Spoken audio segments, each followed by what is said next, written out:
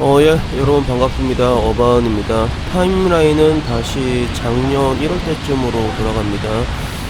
영상을 찍어놓고 여기가 어딘가 싶어서 봤는데, 여기는 나카스 카와바타 역이라고 해서 후쿠오카에 있는 하카타 역이랑 텐진역 중간에 있는 그곳입니다. 여기 이 영상을 보니까 기억이 나는데, 제가 이날 점심에 여기서 그 규동을 먹었거든요. 규동을 먹고 와서 그냥 찍었던 걸로 기억을 합니다. 왜 찍었는지 모르겠는데 일단 찍었고요. 그 다음에 저녁 식사인데, 저기 보이면 저기 양배추가 보이시죠? 저 양배추가 좀 뭐라고 해야 되나, 그 일본 편의점 좀 편리한 게 저런 식으로 소분이 돼 있어서 한 봉다리 한 100엔, 90엔 정도에 저렇게 양배추를 팔거든요.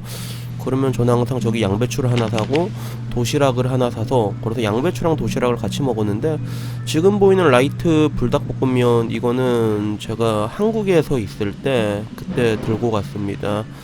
그래서 한국에서 일본 어차피 오래 살 거니까 그런 매운 게 필요하거든요. 그래서 매운 음식들이라던가 아니면 뭐 이제 제가 좋아하는 마이 페이버릿 열라면이랑 이렇게 사갔는데, 근데 이때쯤 돼서 열라면이랑 다 떨어지고 저 불닭볶음면밖에 안 남았던 걸로 기억을 합니다.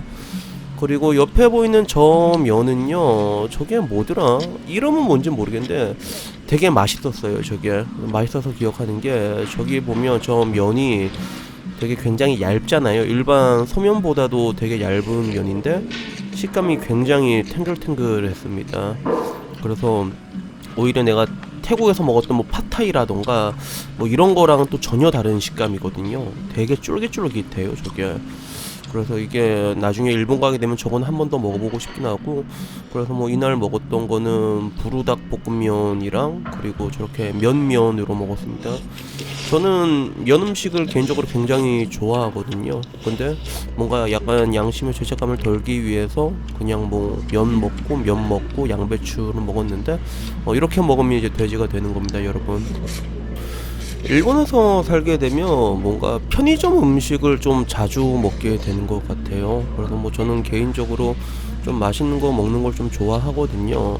그래서 뭐 어느 나라를 가든 보통 하루 일과는 그냥 보통 일을 하거나 아니면 뭐 이제 운동을 조금 하거나, 근데 결국에는 어느 나라를 가든 가장 즐거운 시간은 뭔가 먹는 시간인 것 같아요. 그래서 이렇게 가더라도 좀 맛있는 집을, 식당을 많이 찾아다니는 편인데, 일본에서는 희한하게 편의점 음식을 많이 먹었던 것 같아요. 근데 그 편의점 음식을 많이 먹게 된 게 뭐 이게 돈이 짜치고 이렇다기보다는 편의점 음식이 맛있는 게 굉장히 많습니다. 그래서 일본 내 편의점이라고 하면 우리나라에서는 이제 존망한 뭐 세븐일레븐이랑 그리고 로손 그리고 패밀리마트 이 세 개가 제일 많거든요.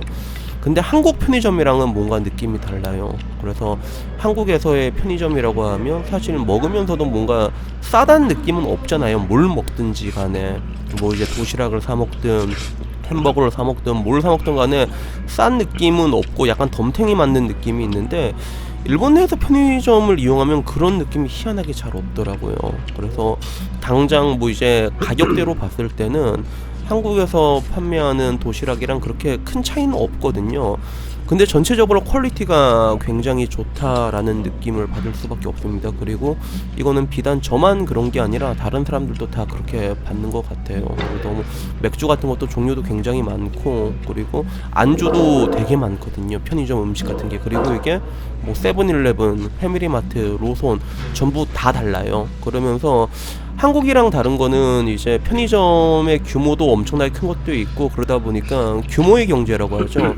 기업들의 규모가 커지다 보니까 중간에 있는 유통 마진을 완전히 줄여버리고 회사 내에서 전부 다 찍어서 만들어서 팔아버리는 거예요. 그래서 일본 내에서의 편의점은 뭔가 이렇게 먹을 때마다 굉장히 좀 만족도 있게 먹게 되는 것 같습니다. 그리고 특히나 이제 저 같은 뭐 디지털 노마드한테는 뭐 하나하나 좀 골라 먹는 재미도 있고, 나름 일본에 오게 되면 느끼는 게, 확실히 웬만한 나라 가는 것보다는 일본만큼 그런 뭔가 만족도가 높은 나라는 잘 없는 것 같아요.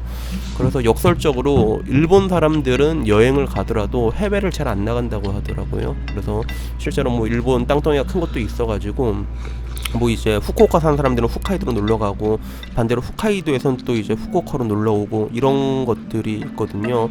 근데 동남아나 이런 데 나가보면 충분히 그럴 만한 느낌이 들 거예요. 여러분이 동남아 놀다가 일본에서 놀잖아요. 그러면 일본이 당연히 비싸긴 비싼데 또 여기 물가는 좀 되게 희한하거든요.